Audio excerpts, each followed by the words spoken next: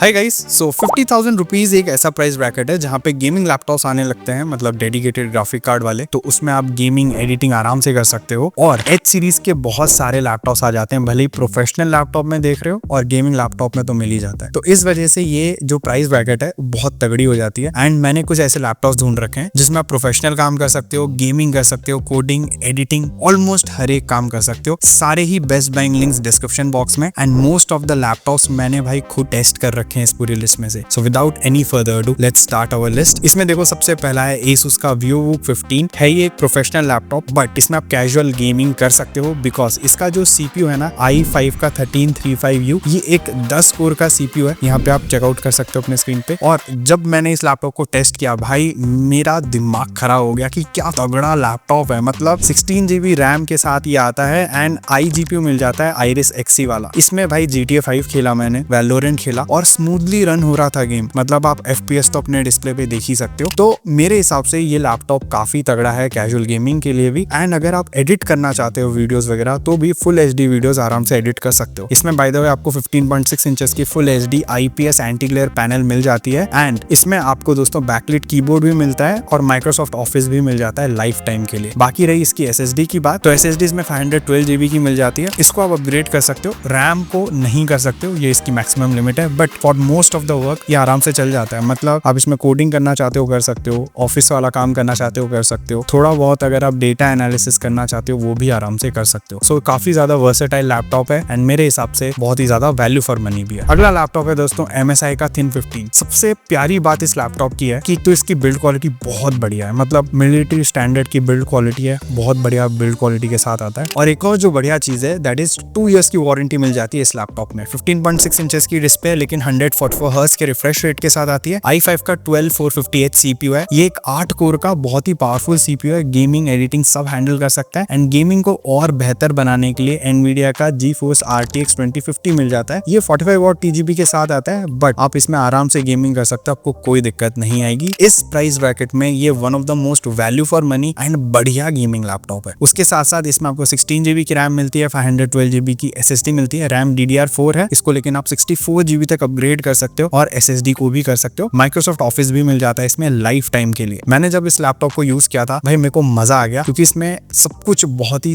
तगड़ा परफॉर्म कर रहा था। मतलब गेमिंग कर लो, एडिटिंग कर लो, डे टू डे टास्क कर लो, कोडिंग कर लो, everything it can handle. And एक और चीज, जो पिछला वाला लैपटॉप था उसमें आप 4 से 5 घंटे तक की बैटरी बैकअप एक्सपेक्ट कर सकते हो, इसमें आप 3 से 4 घंटे की बैटरी बैकअप एक्सपेक्ट कर सकते हो नॉर्मल यूज पे। अगला जो लैपटॉप है दोस्तों दैट इज Acer Aspire 5। इसमें आपको सेम CPU मिलता है जो हमने अभी देखा 12450H। अच्छा CPU है बट मेन बात है इसमें 16 GB की रैम मिलती है एंड ये रैम दोस्तों DDR5 रैम है जो कि बहुत अच्छी बात है। इसमें कुछ लोग बोलते हैं कि रैम अपग्रेड कर सकते हैं, तो मुझे जितना पता लगा 32 GB तक इसमें आप रैम अपग्रेड कर सकते हो। एंड 1 TB की SSD है, this is the maximum limit, इससे ऊपर आप नहीं जा सकते हो। बाकी 15.6 इंचेस की full HD IPS anti glare panel मिल जाती है एंड इंटेल के अल्ट्रा HD ग्राफिक्स मिलते हैं इस वाले लैपटॉप में। सो ये भी कैजुअल गेमिंग के लिए बढ़िया, आपको दिक्कत नहीं आएगी। एंड अगर मैं बैटरी बैकअप की बात करूं तो इसमें भी आपको 3 से 4 घंटे की बैटरी बैकअप मिल जाएगी। भले ही एक प्रोफेशनल लैपटॉप है बट जिस CPU के साथ आ रहा है वो CPU काफी ज्यादा पावरफुल CPU है। इसमें आप एडिटिंग करना चाहो कर सकते हो, कैजुअल गेमिंग करना चाहो कर सकते हो, आपको कोई दिक्कत नहीं आएगी। और मेटल बिल्ड क्वालिटी के साथ आता है ये लैपटॉप। तो मेरे हिसाब से भाई ये लैपटॉप काफी बढ़िया लैपटॉप है एंड वैल्यू फॉर मनी है। मैं इसको मोस्टली सजेस्ट करूंगा डेटा एनालिसिस के लिए एंड कोडिंग के लिए। अब दोस्तों जो अगला लैपटॉप है वो आता है from the house of Lenovo IdeaPad Slim 3। इसमें सेम CPU मिलता है, सेम कॉन्फ़िगरेशन है और इसमें रैम भी सेम DDR5 की 16 GB है बट इसको अपग्रेड नहीं कर सकते हो, लेकिन आप SSD को अपग्रेड कर सकते हो। बाकी MS ऑफिस इसमें लाइफ टाइम के लिए मिल जाता है एंड बैटरी बैकअप इसमें थोड़ी कम है, 3.5 घंटे के आसपास की बैटरी बैकअप मिलती है। बट इसमें भी आप casual gaming, data analysis, coding, editing आराम से कर सकते हो। इंटेल का इसमें Iris Xe integrated graphic card मिल जाता है। मेरे हिसाब से ये जो 8 कोर वाला CPU है जो लास्ट 3 लैपटॉप से हम देख रहे हैं, ये बहुत ही ज्यादा पावरफुल CPU है कंसिडरिंग द प्राइस। तो मेरे हिसाब से इसको भी आप डेफिनेटली कंसीडर कर सकते हो जो काम मैंने बताया उसके लिए। एंड अगर आप डिस्प्ले के बारे में सोच रहे हो तो 14 इंचेस की इसमें आपको डिस्प्ले मिल जाती है, IPS anti glare panel and display ठीक ठाक है, बहुत अच्छी नहीं है बट इस प्राइस को कंसीडर करते हुए बढ़िया है। और ओवरऑल भी ये लैपटॉप काफी ज्यादा वैल्यू फॉर मनी है। अगला लैपटॉप है दोस्तों Asus का ExpertBook P1। अब ये आता है i5 13420H के साथ। ये भी 8 कोर का CPU है,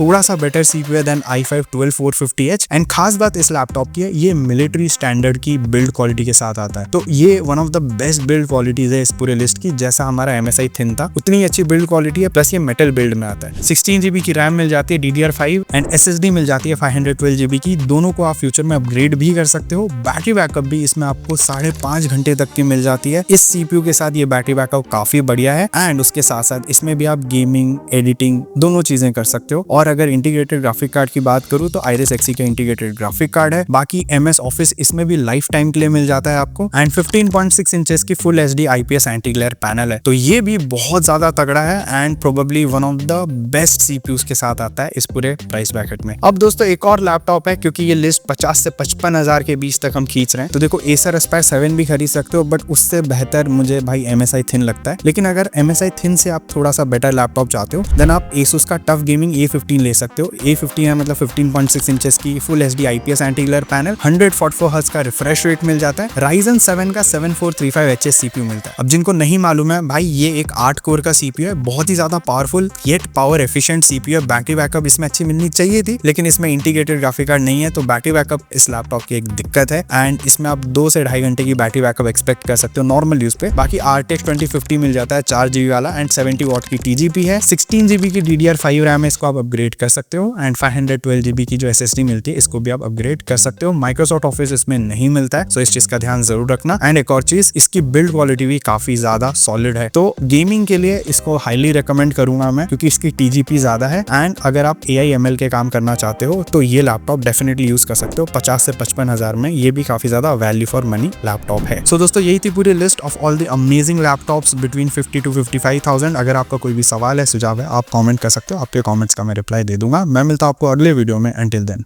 ओवर एंड आउट।